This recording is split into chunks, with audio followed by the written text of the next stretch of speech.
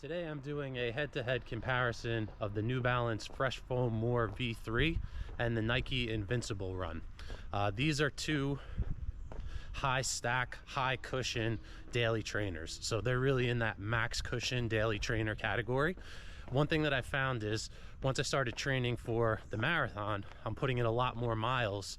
That can add some wear and tear to you over time. So having these max cushion shoes in your rotation where you can run out a nice easy run with a lot of comfort, a lot of cushion, can really help to prevent injury and make those runs feel really comfortable, really pleasant when you just want to go out at an easy pace, enjoy the run, get it in.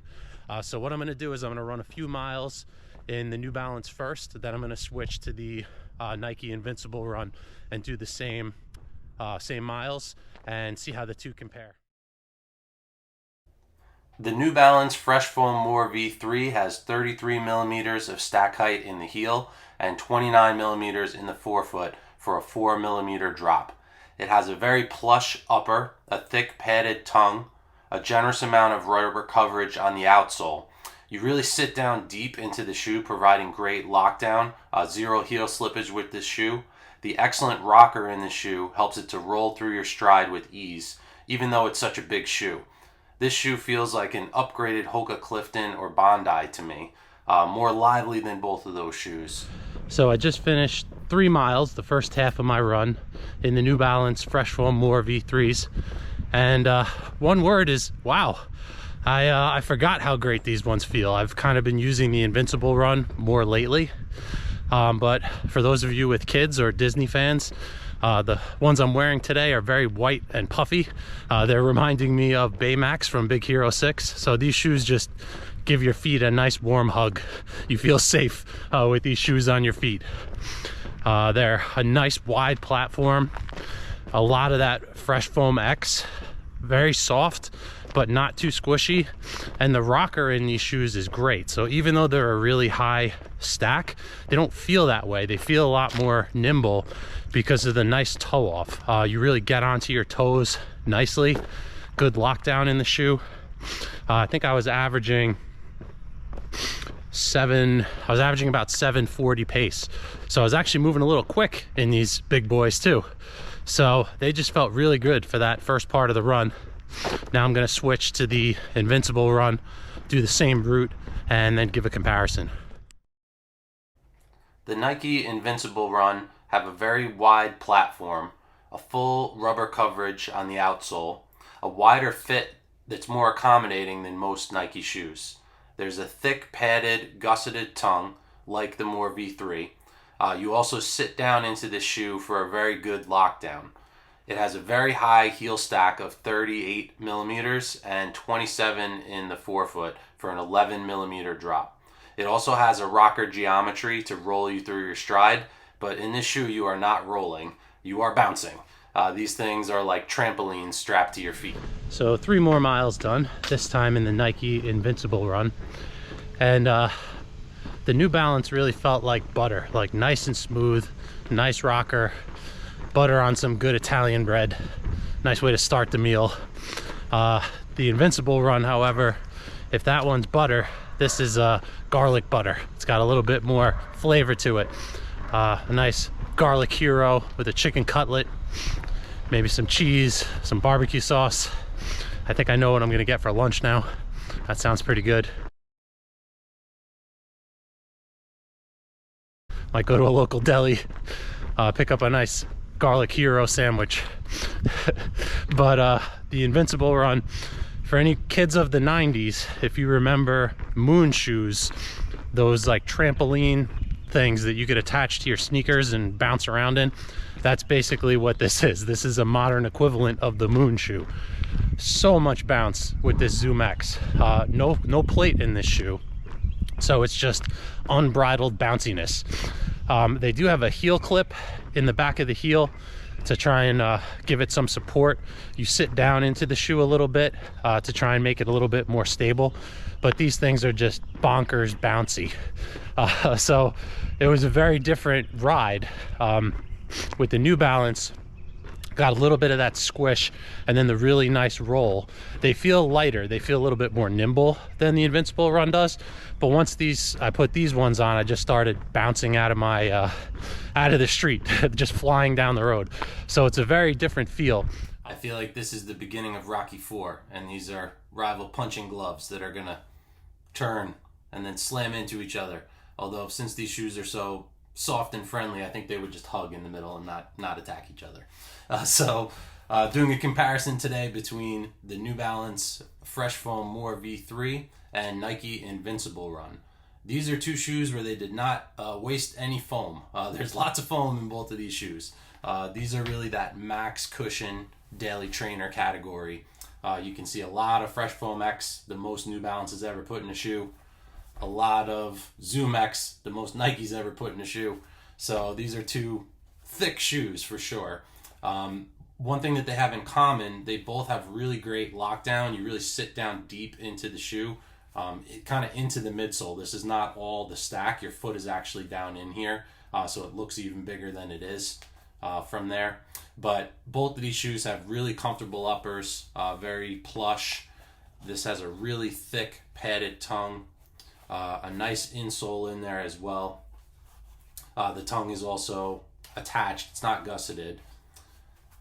The outsole, look at the size of this thing. Looks like Bigfoot's footprint.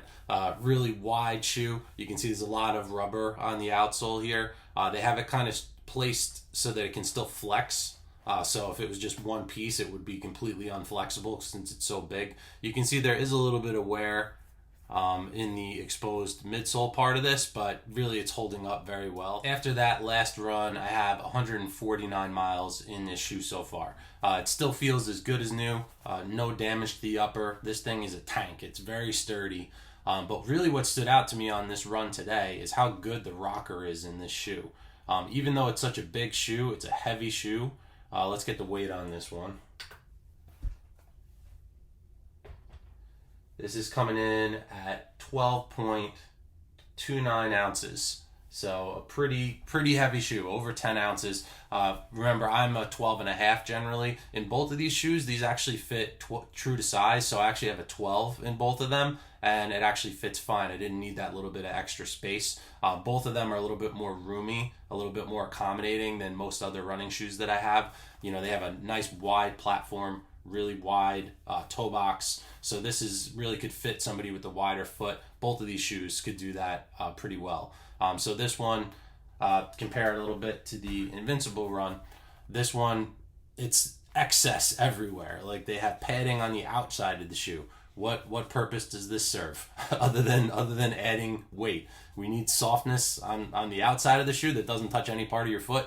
They could probably trim that down a bit. They also put a really thick padded tongue in here. It is fully gusseted, attached down on the inside. One thing that I did with this shoe is I actually changed the laces. The laces that it came with are probably the worst laces I've ever seen in a shoe. I do not understand these things.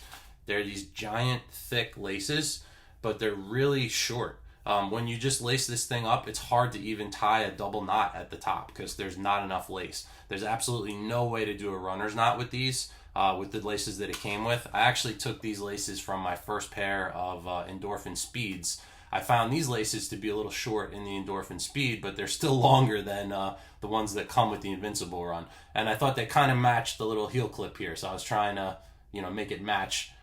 So that's one thing with this shoe. You see there's that plastic heel clip around the back here. They're trying to stabilize all this Zoom X.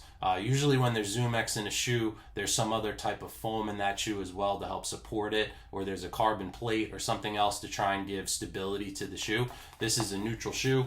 You can twist it. It squishes a lot. So that's one negative with this shoe is stability. But if you look at the outsole of this one, it's full rubber the entire way down. You can see I'm starting to get a little degradation on the side there where it's not covered with rubber. This shoe I have 126 miles on so far, but you can see it's got a raised kind of pattern here. There's no wear on that at all, so this is actually holding up really well so far. One knock on it would definitely be stability. Since it is so bouncy, you know, it is kind of a little bit all over the place, but at the same time, it's so wide, really wide in the forefoot, really wide in the heel. I feel like both of these shoes are actually kind of the spiritual successor to the Hoka Clifton. This is the Clifton 6. This shoe I stopped using at around 250 miles. It has a really kind of thick, warm upper. I found this could have been a little bit more breathable. Hoka is known for that rocker geometry and the soft EVA foam and a really wide platform. So you can see this one also has a really wide platform. They're also known for not being incredibly durable. I wore down this outsole rubber a lot, and Hoka is kind of sparse with the placement. You know, they put it in the front, they put it in the back, but there's a lot of exposed midsole here. So this one I felt like I kind of packed it out and it just wasn't giving me that good feeling anymore. So it's pretty dirty because now this is a yard work shoe. That's where they end up when I'm done running in them. But I feel like this is basically what the Clifton should be. It has a better rocker, it's more comfortable, it feels softer, and it feels faster. Because this has that nice rocker, you can get really good transitions in it.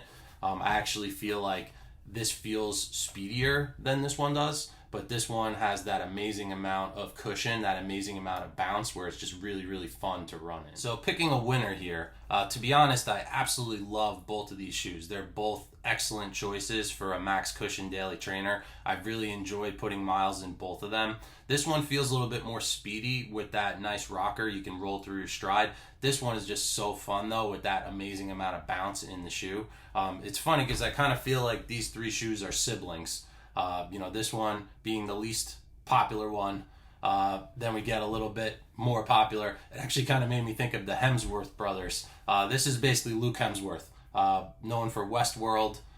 He actually played Thor in the play that they do in the Thor movies where Matt Damon is Loki. So that's actually his brother Luke. So this is Luke Hemsworth.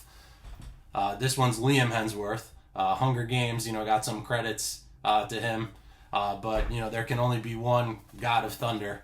So this is Chris Hemsworth. This is the winner of that group of shoes.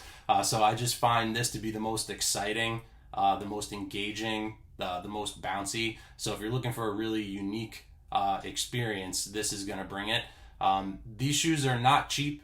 This one's $180 new. This one's $165. Generally with those max cushion shoes, you are paying more for the shoe. There's just so much of that material involved in it. I'd say both of these are good enough that I would recommend to buy them even at full price, just because you're going to get a lot of use out of them and they really do what they're supposed to do. But thankfully, both of these are on sale now. The New Balance Fresh Foam More came out, More 4 came out recently. The version 2 of this shoe came out. They actually did change the laces in it, so I think other people may have had the same complaint as me regarding. So buy it, wait, or second rate.